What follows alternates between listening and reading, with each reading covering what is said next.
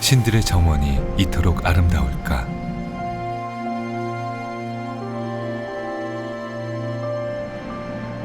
울산과 밀양 청도를 아우르는 1000m를 넘는 9개의 산군.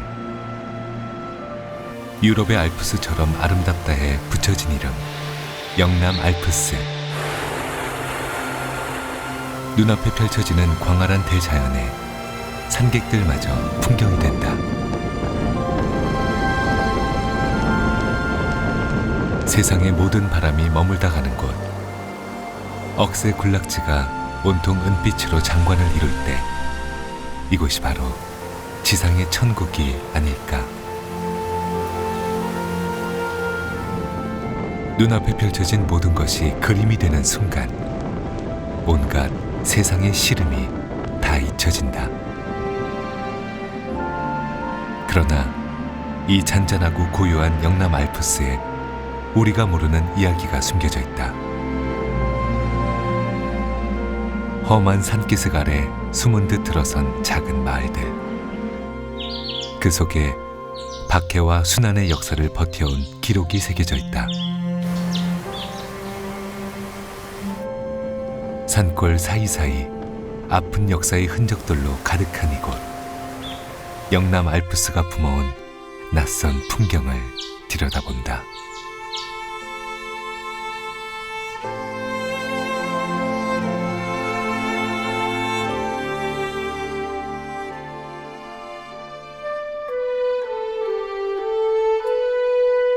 영남 알프스 가지산 자락에 위치한 작은 마을. 이곳은 살티라 불리는 곳이다. 사흘을 걸어야 넘을 수 있었던 고개 아래 마을 살티. 이 깊은 산 속에 우복이 모여 사람들이 살아왔다. 조용한 마을길에서 만난 작고 오래된 건물 살티 공소.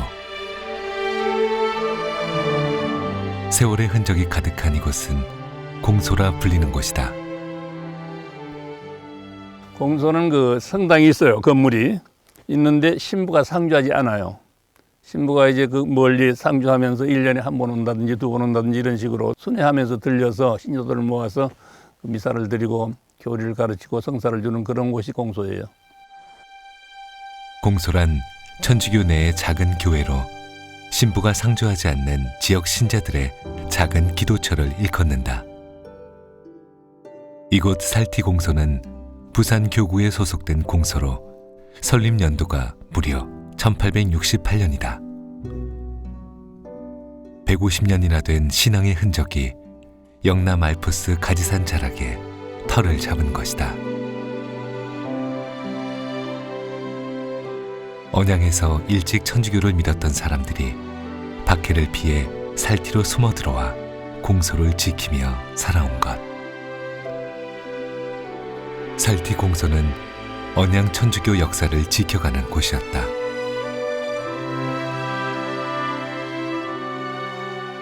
영남 알프스 고헌산 자락에도 또 다른 이름의 공소가 있다.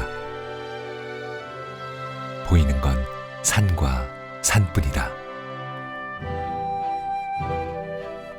언양현의 진산이었던 고헌산, 그 자락에 있는 군근정 공소. 활나무 정자가 있어서 이름 지어진 군근정은 조선 초까지 활과 화살을 만들던 곳이었는데 1950년대 들어서 공소가 터를 잡은 것이다.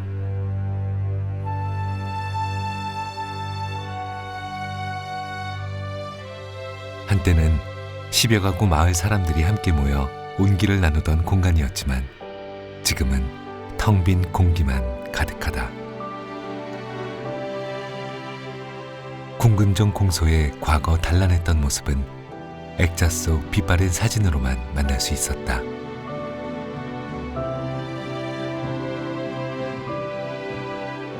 시대가 바뀌고 사는 모습이 변해가도 처음 자리 그대로 터를 지키고 있는 공소. 세월을 이기지 못해 낡고 오래되어도 작은 기도처 공소는 신앙의 흔적이 가득했다. 이곳을 다녔던 사람들은 함께 기도하고 힘든 세상 살아가는 위로를 나누지 않았을까. 한국 천주교회가 박해라는 그런 시기를 이제 겪으면서 아무래도 좀 험난한 산세 쪽으로 이제 들어가야 되겠죠. 계속 박해가 진행되다 보니까 상대적으로 조금 더 이렇게 거칠고 험난한 지형이 있다 보니까 교우들이 모이게 되었고, 그러면서 자연스럽게 공소가 또 만들어지고 그런 교우촌이 형성된 게 아닌가 하는 생각이 듭니다. 영남 알프스 간월산 아래 위치한 순정 공소. 이곳 역시 과거 천주교 박해 때 형성되어 여러 교우들이 이용했던 공소 중 하나이다.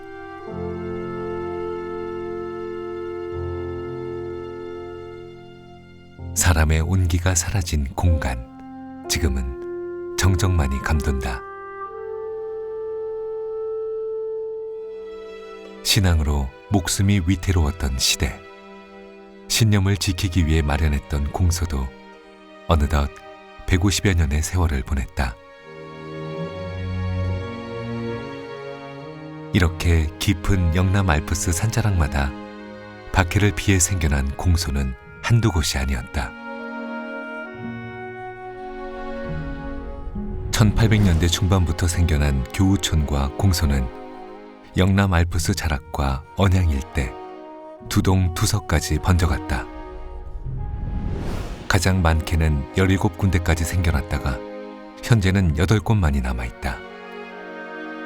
믿음을 숨겨야 했던 100년의 박해, 생겼다 사라지기를 반복한 공소는 단순한 기도처가 아닌 영남 알프스에 새겨진 고단한 삶의 흔적이었다. 영남 알프스 험한 산자락.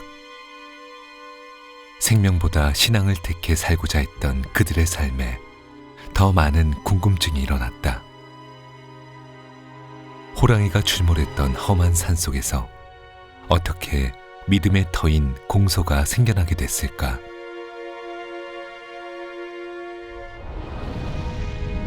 (15세기) 이후 대항해 시대가 열리면서 천주교를 전파하려는 선교사들이 동아시아에 발을 디디기 시작했다. 먼저 인도를 시작으로 1549년 일본, 중국은 1582년 마테오 리치가 마카오로 진출하면서 중국을 비롯한 동아시아에 천주교가 시작되었다. 조선에는 17세기 후반에야 천주교가 들어오게 됐는데 그 시작이 이들 나라와는 크게 다른 점이 있다고 한다. 동아시아로만 치면 제일 먼저 들어갔던 게 일본이었고, 그 다음에 이어서 중국에 천주교가 들어갔는데, 천주교들을 이해시키기 위해서 유교에 기초했던 그 천주교의 교리서를 만들어내게 됩니다.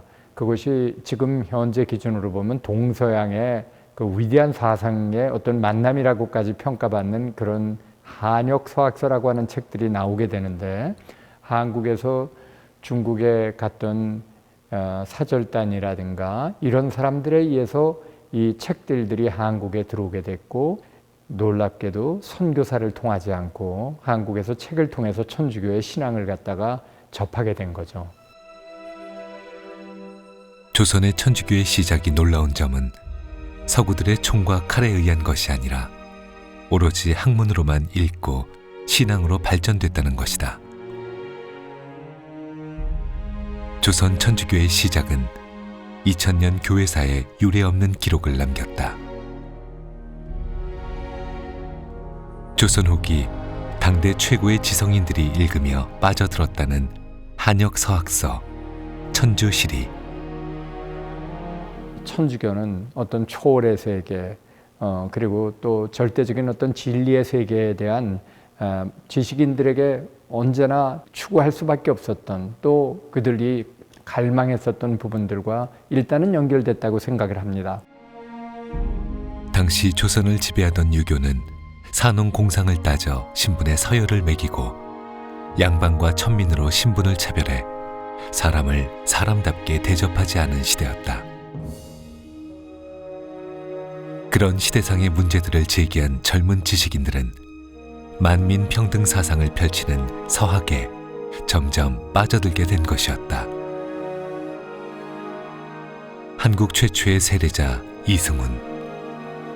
그는 동지사 서장관인 부친을 따라 중국으로 가서 천주 교리를 배우고 영세를 받아 조선으로 돌아오게 된다.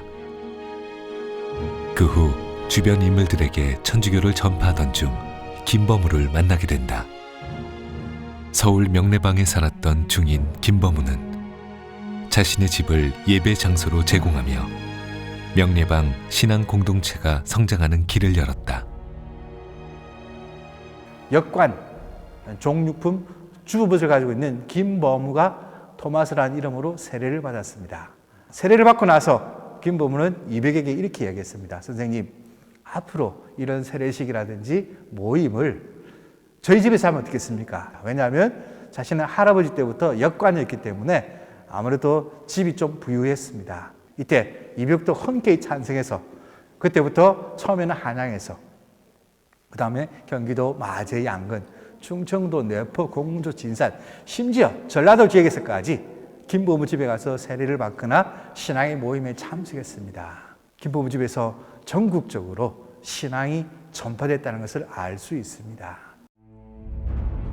하지만 이듬해 봄, 명례방에서 뜻하지 않는 사건을 맡게 되는데 바로 을사추조 적발 사건이다. 여느 때처럼 많은 사람들이 김범우 집에 모여 서학을 읽고 서로 논하던 그때 느닷없이 포졸들이 들이닥쳤던 것이다. 포졸들은 이 사람들이 이상한 모유를 하고 있구나 해서 양반 12명을 체포하고 집주인도 체포하고 성물은 압수해서 의금부에 있는 형조판서 김하진에게 데려갑니다. 양반들에게는 다시는 천주와 가지 말라고 훈방조치를 하고 집주인 김범우에게도 너도 천주와 가지 않고 이런 이상한 모임을 하지 않겠다고 하면 너도 풀어주겠다고 합니다. 모진 고문과 형벌이 가해졌지만 김범우는 끝끝내 자신의 뜻을 굽히지 않았습니다. 형조판서는 사건이 확대되는 것을 두려워해서 김범우에게 혹세무민죄, 백성들을 나쁜 길로 이끌었다는 그 제목으로 밀양 단장으로 유배를 보냈습니다. 영남 알프스 자락, 밀양 단장으로 유배를 온 김범우. 우리는 이 사건을 통해 영남 알프스와 맞닿은 밀양 자락에 신앙의 씨앗이 뿌려졌음을 알 수 있다. 밀양 단장, 이곳으로 귀향을 온 김범우는 천주학이 뭔지도 모르는 산골 사람들에게 어떤 이야기를 들려주었을까? 하지만 그는 안타깝게도 귀향살이 2년 만에 고문의 후유증이 깊어져 젊은 나이로 세상을 뜨고 만다. 여기 와서 사는 그 형태를 보면은 자기가 사는 집은 이제 요 산 너머인데 큰 소리로 기도를 했다는 거예요. 큰 소리로 기도할 뿐만 아니라 또 이제 밭에 일하는 사람들, 그런 사람에게도 교리를 가르쳤다고 그 기록이 나와요. 그런 거는. 이제 그런 거를 생각해 볼 때 김범우는 충분하게 그 자기 신앙 때문에 목숨을 바친 그런 분이다. 그렇게 우리가 단정할 수 있죠.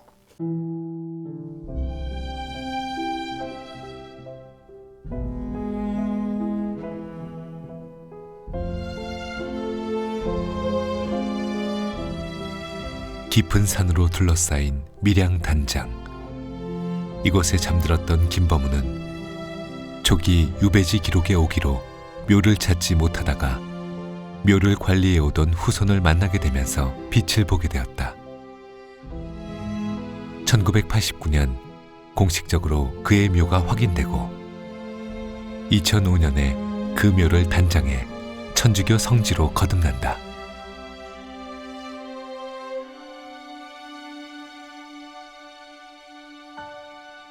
한국 천주교의 첫 순교자 김범우. 경남 밀양에 위치한 그의 묘를 찾는 이는 해마다 늘어나고 있다. 특히 한옥으로 된 이곳 성당의 독특한 입구는 자신의 집 명례방을 교회로 내놓은 순교자의 삶을 의미한다.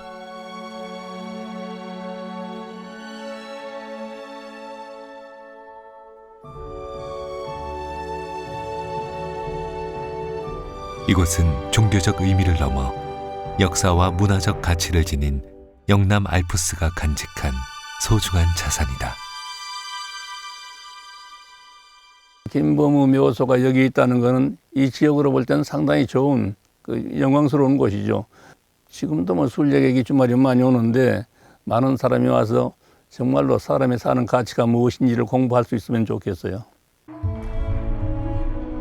김범우의 명례방 집터는 그로부터 100년 뒤 새로운 탄생을 맞게 된다. 최초의 신앙 공동체가 이루어졌던 기록에 따라 성당 터로 매입이 되는데 12년이란 긴 시간에 걸쳐 완공된 건물이 바로 지금의 명동성당이다. 실은 그 뿌리에는 김범우의 집이 있던 이 공간, 그래서 그것을 좀 염두에 뒀다라는 기록들이 나와요. 바로 요 근처에 김범우의 집, 최초의 이제 증거자, 순교자가 있던 김범우의 집이 있었다라는. 김범우의 명례방은 한국교회의 탄생지라는 역사적 배경으로 작용했다. 이 땅에서 죽음으로 평화를 바랬던 사람, 그들 중 최초의 순교자였던 김범우. 명례방에서 그가 피운 믿음의 불씨는 명동성당이라는 한국 천주교의 상징으로 자리매김하게 된다. 한국 천주교의 시발지이자 민주화와 평화의 상징인 명동성당의 의미가 또 다르게 와닿는 이유이다. 영남 알프스 자락도 예외는 아니다. 언양에서 산 하나를 넘으면 닿을 수 있는 밀양 단장. 김범우를 통해 영남 알프스에 공소들이 많이 생겨나게 된 것은 아닐까.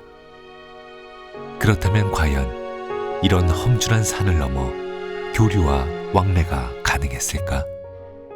언양하고 밀양 사이에 열한 험준한 산들에 둘러싸여 있다라고 하는 사실 때문에 우리들은 종종 그 왕래가 없을 거라고 생각을 하지만, 예를 들면 결혼 관계에서부터 시작을 해가지고 양 지역들 사이에 그 우리의 상상을 초월하는 그런 연망들이 다 조선시대 때도 있었습니다. 언양에서 일어나는 일을 밀양에서도 기본적으로는 잘 알고 있었을 것이고, 거의 한국 사회에 이런 그 험준한 지형이라든가 이런 거를 넘어서는 인간들 사이에 연망이 있었기 때문에 그것은 전혀 문제가 되지 않는다고 우리는 생각을 하고 있습니다.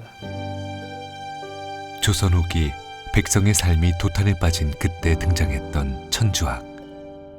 그것을 받아들여 최초의 신앙 공동체가 출발하면서 언양에도 천주교와 이른 만남이 시작되고 있었다.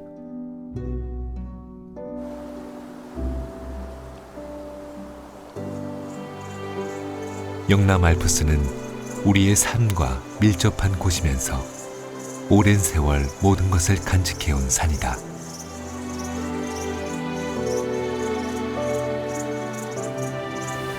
한국 전쟁 때는 빨치산의 은거지로, 거슬러 오르면 조선 후기 민초들의 생명을 은밀히 지켜주고 보듬어준 큰 산이었다.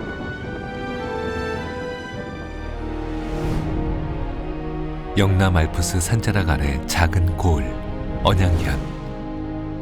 놀랍게도 이곳에 천주교가 처음 들어온 시기는 영남 지역에 확산되기 훨씬 이전이라는 사실이 드러났다. 중앙과 멀리 떨어진 지역의 언양현이었지만 중앙의 천주교의 전파 시점과 멀지 않다는 것이다.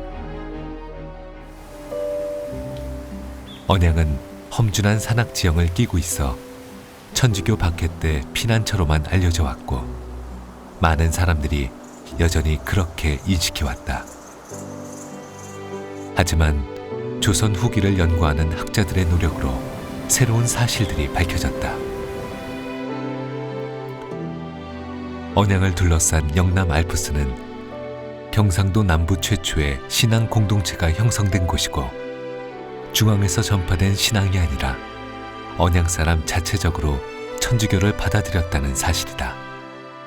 영남 지역의 한국 교회사를 이야기할 때 영남 지역은 그 천주교가 박해 이후에 피난처 응급지로서 인식이 되어 왔습니다. 그래서 당연히 영남 지역의 언양도 그러리라고 생각을 했는데, 언양 지역에 있었던 창녕성씨 집안에서 문서가 발굴이 되었는데요. 그 문서에 보면은 언양 지역에 있었던 창녕성씨 이 가문에서 천주교를 받아들인 사실이 밝혀져 있습니다. 언양의 천주교는 박해가 일어나기 전에 이미 학문으로 받아들였다는 사실을 확인한 것이다. 그것도 지방 관리직인 향리 가문에서 받아들였다는 것인데, 이것이 한국 천주교회사 기록을 뒤집은 부분이라는 것이다. 바로 언양에서 놀랍게도 이 천주교 신앙들이 향리 집안에서 많이 나왔습니다. 향리들은 통상 국가의 행정 실무를 갖다가 담당을 해야 됐기 때문에 늘 세속적인, 양반들이 어떻게 보면 무시하는 행정 실무라든가 이런 일을 담당했었던 사람들이었기 때문에 어떤 초월적인 세계에 들어가 가지고 얘기하기라는 것이 일상생활로 봐서는 쉽지 않았을 거예요, 아마. 근데 이 사람들이 굉장히 순교한 사람도 제법 나오고 그랬습니다. 언양의 향반이었던 창녕성씨 문중 자료를 통해서 이 사실을 명백하게 확인할 수 있었다. 언양에서, 그것도 천주교 배척의 중심 세력이 될 수 있었던 향리 가문에서 오히려 천주교를 수용했다는 놀라운 사실을 발견한 것이다. 그리고 중앙의 남인 중심이 아닌 노론 가문의 창녕성씨 집안이라는 특징이 또 하나의 반전을 증명하고 있다. 언양 사람 성처인은 천주교의 초기 사건부터 등장했다. 박해의 원인이 되었던 반회 사건부터 진산 사건, 황사영 백서 사건까지 동참한 인물이다. 새로운 세상을 꿈꾸었던 대가로 목숨을 잃고 언양 땅에서 후손을 남기지 못한 채 집안이 절손되었다는 기록이 남아있다. 이후 신유 박해 때 언양 향리 출신 오한우는 죽음을 맞게 되고, 또 한 사람 김교희는 간월산 불당골로 비시돼 언양의 첫 신앙 공동체를 꾸리게 된다. 언양에서 일찍 시작되었던 천주학은 박해를 피해 큰 산 영남 알프스로 숨어 들어갔고, 척박한 산속에서 터를 마련했던 사람들은 마을을 이루고 공소를 설립했다.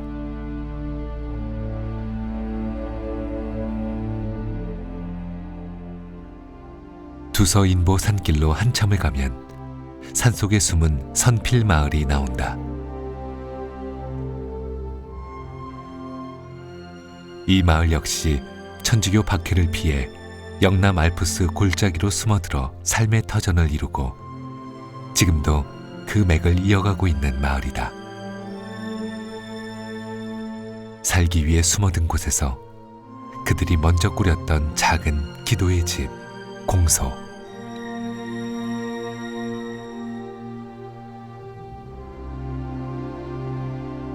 언양에서 두동, 두서까지 퍼졌던 공소는 모진 박해의 세월 속에서도 건재함을 드러내고 있다. 언양이 지금 우리 부산 교구에서 가장 가치 있는 옛날 유산이기 때문에 그 언양에서 이제 김범우가 산 여기까지도 걸어온 그게 알프스입니다, 그죠? 영남 알프스를 이제 거쳐서 걸어오는 건데, 그런 걸 생각해 보면은 그 언양이 지금 가지고 있는 여러 공소 등등이 가지고 있는 그런 가치는 부산 교구에서 제일 좋은 자산이죠. 그러니까 이제 우리나라에서 그런 신앙이 전파되는 그런 과정을 설명하는데도 언양은 대단히 중요합니다. 그래서 언양과 이제 영남 알프스 그 주변에 있는 그런 공소들은 좀 뜻있게 보존해야 되겠죠. 이제는 공소가 아닌 성당으로 발전했고 지역 문화유산의 가치를 지니고 있다. 이름 석자 남기지 못하고 죽은 목숨들. 그들이 모여 간절한 마음을 올렸던 기도처, 공소. 영남 알프스 자락 깊숙이 그리고 넓게 퍼져 있었다. 드넓은 산자락 따라 생겨났던 공소는 바로 울주 영남 알프스가 품고 있는 살아있는 이야기다. 조선 후기 살기 힘들고 가난했던 백성들은 종교의 의지에서라도 살아가고 싶었을 것이다. 박해를 피해 산속에 살면서 벌을 치고 숯과 옹기를 구워 내다 팔았던 사람들.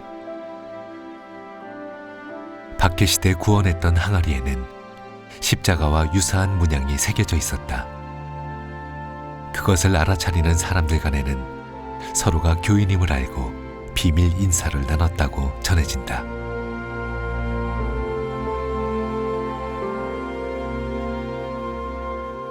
박해는 더욱 거세져만 갔고 살기 위해 달아난 사람들은 관군들이 찾을 수 없는 더 깊은 곳으로 숨어들었다. 간월산 정상, 산기슭에 으슥한 동굴 하나가 있다. 바로 한국의 카타콤이라 불리는 중림굴. 이곳의 또 다른 이름은 대제공소이다. 이곳은 1700년대 말부터 시작된 여러 박해를 거치는 동안 많은 천주교인들이 숨어 살았던 곳이었다. 작은 그늘을 따라 들어가면 제법 깊고 어두운 굴 내부가 보인다. 축축한 습기가 가득한 굴 안.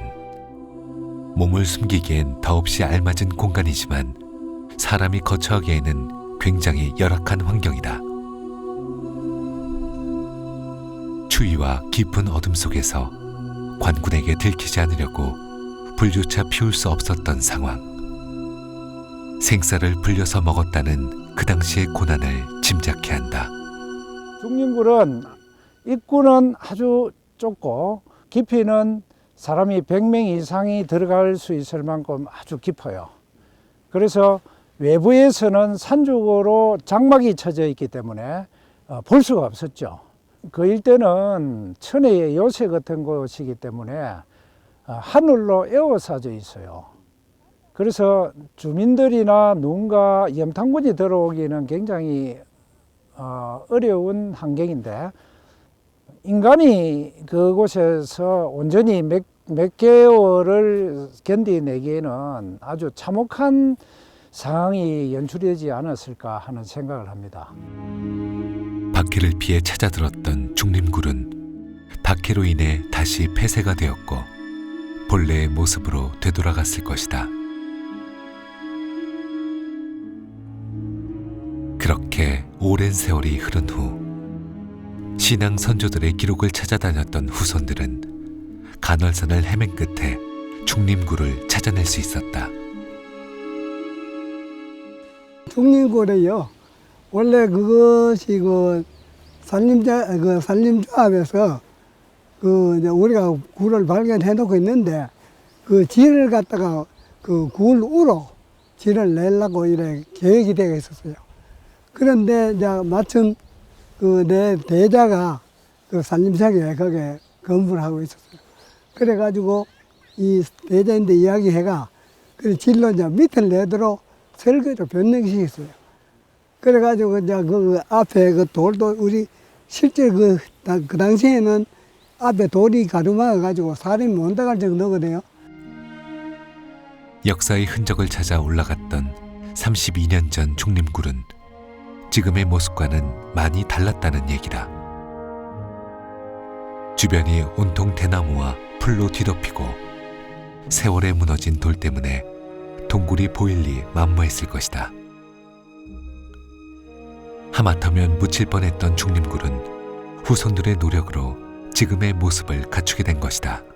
그 발견해가지고 한때 참 우리가 많이 다녔습니다. 다니고 그 질도 없는 데다가 심지어 미사 드리려고 하면 배터리 미고 가고 미사보 들고 가고 이래가지고 미사를 드리고 했는데 거기에 하는 게 그 순례자 미사가 있었거든요.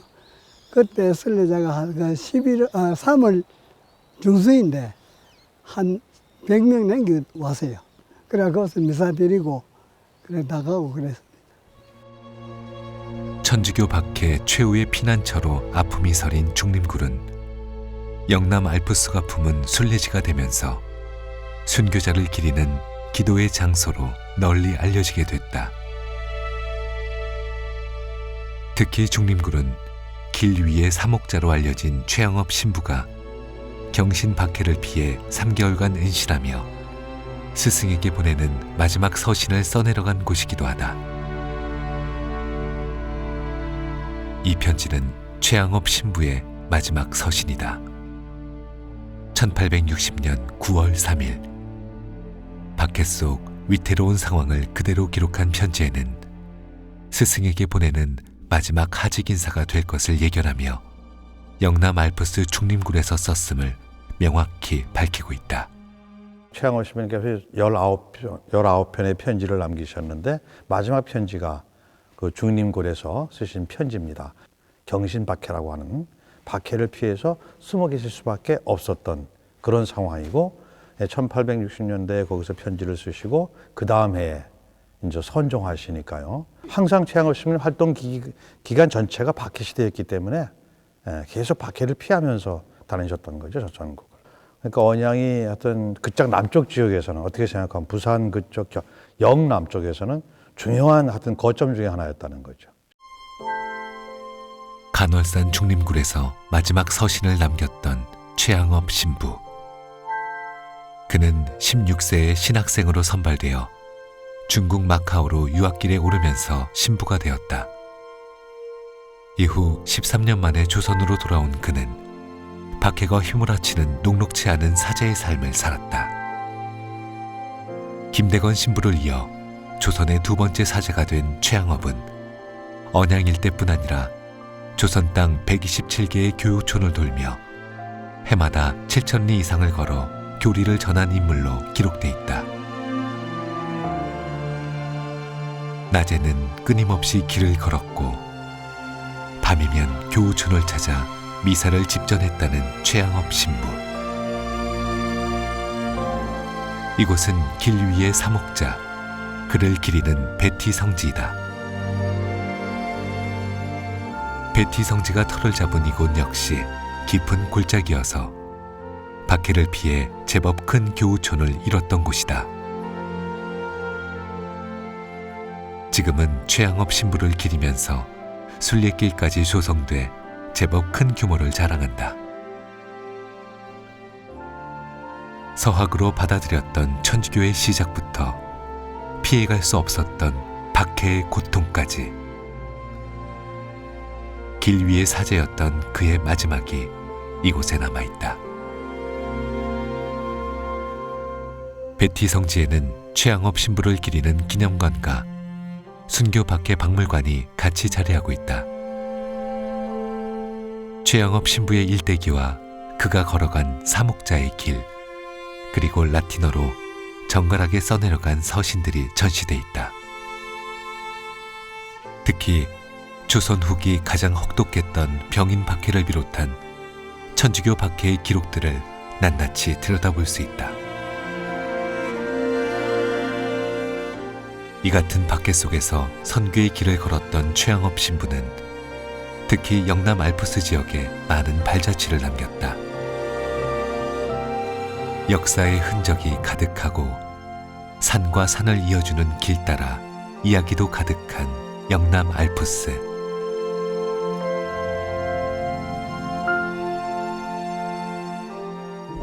최양업 신부의 발자취를 따라 두서 인보 산길을 넘어 하선필, 상선필 마을을 지나면 경주와 경계인 탑곡 공소를 만난다. 산속에서 피어난 믿음의 성지 공소는 신앙의 길 따라 꺼지지 않는 불꽃처럼 살아남아 제 모습을 보여준다. 탑골에서 내화를 넘어가면 경주 산내 진목까지 길은 계속 이어진다. 이 길은 천주교 박해 중 가장 혹독했던 병인 박해와 깊은 관련이 있는 길이다. 병인 박해는 흥선대왕군 집권 당시 천주교 교인들을 대량 학살한 끔찍한 박해 사건이다. 최대의 규모로 가장 처참했던 천주교 박해. 6년간 휘몰아친 박해 기간 동안 무려 8천여 명의 목숨들이 무참히 꺾여나갔다. 한강변에 우뚝 선 절벽의 산. 이곳은 예부터 아름다운 풍광의 뱃놀이를 즐기던 양화진 나루터였다. 그러나 병임 박해 당시 수많은 천주교인들의 목이 달아나 한강물을 피로 붉게 물들었던 처참한 역사가 담겼기에 절두산이란 지명을 얻었다. 앞서간 이들을 기리는 추모의 기도와 각자의 소망이 담긴 기도가 이어지고 있는 이곳에서 바람 앞 촛불처럼 위태로웠던 순교자들의 사명은 지금에 다시 빛을 내고 있다.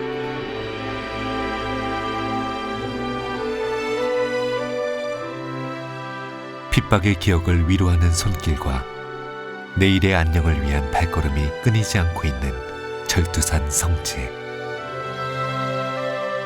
1866년 고종 3년에 일어난 최대 규모의 가톨릭 박해. 그 흔적은 우리 가까운 곳에서도 찾을 수 있었다. 울산광역시 중구 병영. 조선시대 경상좌도 병마절도사가 있었던 곳으로 당시 군대를 지휘하던 병영 성터가 아직 남아있다. 그리고 그 흔적은 남아있지 않지만 박해 당시 천주교인을 처형하던 장소이기도 했다. 일찍이 언양사람 오치문이 경신 박해 때 잡혀와 처형된 기록이 있고 병임 박해 때는 허인백, 김종윤, 이양 등 세 사람이 이곳 병영에서 참수형으로 세상을 떠났다.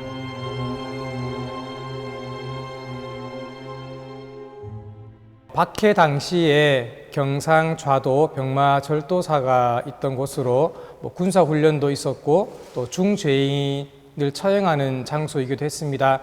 특히 병임 박해 시대 때 이곳에서 많은 분들이 순교당하셨고요. 그래서 이 순교자들의 그런 또 그 높은 신앙을 기리기 위해서 이곳 순교터에 성지성당을 세우게 되었습니다.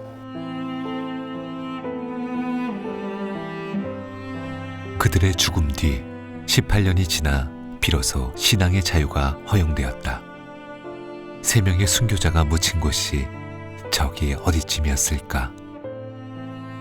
그들의 넋을 기리기 위해 동천 강가 내려다 보이는 이곳에 순교 성지가 들어섰다.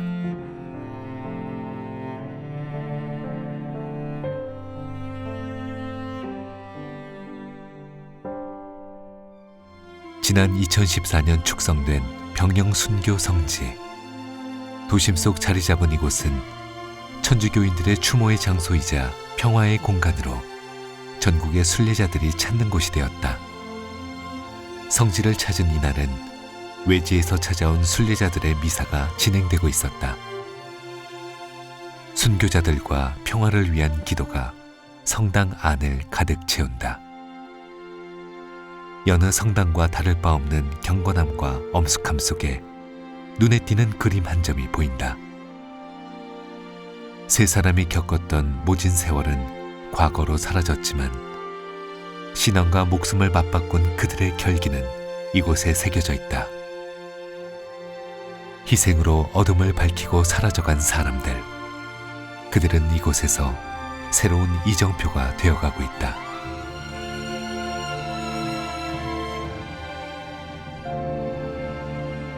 하늘을 찌를 듯 뾰족한 첨탑이 아름다운 이곳은 언양성당이다. 울산 지역에서 가장 오래된 서양식 석조 건물로 대한민국 근대문화유산으로 이름을 올렸다. 수직적이고 직선적인 느낌을 주는 고딕 양식의 아름다움을 잘 간직하고 있는 언양성당은 부산 교군의 가장 오래된 성당이기도 하다. 웅장한 외부와 달리 성당 내부는 소박하지만 곡선의 아름다움을 잘 보여준다. 여러 박해를 견뎌내고 영남 알프스와 언양 지역에 힘겹게 뿌리내린 이들의 큰 결실이 지금 이곳에 있다. 1927년 초대 신부가 임명되고 1936년 완공되기까지 일제강점기라는 당시의 시대상에 비추어 보았을 때도 대단한 성취임을 짐작케 한다.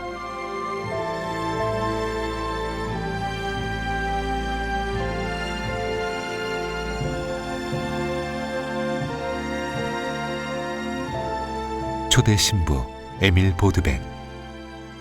그는 직접 설계까지 맡으며 명동 성당을 건축한 기술자까지 데려와 지금의 성당을 완공했다. 최초의 울산 지역의 근대 건물이다 보니까 아무도 그 이전에 이런 건물을 본 적이 없죠. 그러다 보니까 언양이라는 동네에 가면 뾰족 지붕의 첨탑, 종탑을 가지고 있는 돌로 된 건물이 하나 있다라는 그 이야기가 이제 울산까지 이렇게 전해진 것이죠. 그러다 보니까 도대체 어떤 건물인가 하고 사람들이 궁금증을 가지기 시작하면서 도시락을 싸들고 이곳까지 와가지고 성당을 구경하고 가고 또 시간마다 울리는 그 종소리를 듣고 많은 사람들이 굉장히 이렇게 신기하게 생각했다라고 지금까지 구전되어 전해지고 있습니다. 성당 본당과 같이 완공된 이곳은 과거 신부들이 머물던 사제관이었다. 지금은 신앙의 역사를 보여주는 유물 전시관으로 바뀌었다. 작은 공간이지만 셀 수 없을 만큼 유물들이 가득 들어차 있다. 1990년 유물 전시관으로 개관하면서 700여 점에 가까운 신앙 유물과 민속 유물을 전시하고 있다. 초기 교우들이 사용하던 한글 기도서와 교리서를 비롯해 수많은 유물들이 각자의 역사를 간직한 채 전시돼 있다. 특히 이 중 460점은 로마 교황청의 승인을 받고 등록된 유물로 그 가치를 인정받고 있다. 올해로 91년째를 맞는 언양성당은 영남 알프스에 뿌리내린 교우천과 공소의 결정체다.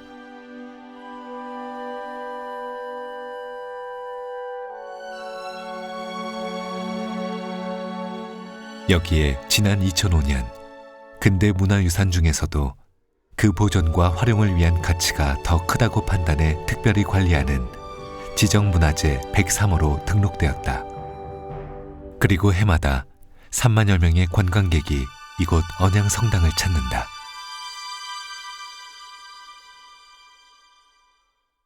언양성당은 이제 설립된 지 올해로 91년밖에 되지 않았지만 역사적으로 보면 230년 정도의 역사를 가지고 있습니다. 이것이 가톨릭이라는 종교 부지임에도 불구하고 가톨릭 신자에게만 국한된 장소가 아니라 이 언양 지역 사회와 함께 연대해서 많은 분들이 이곳을 찾아서 영남 알프스를 끼고 있는 이 아름다운 자연 속에서 쉼을 얻고 그 속에서 정말 사랑과 평화를 느낄 수 있으면 그것이 이 언양성당이 이 지역 사회에 이바지해야 되는 일이고 또 그렇게 노력해야 될 일이라고 생각을 합니다.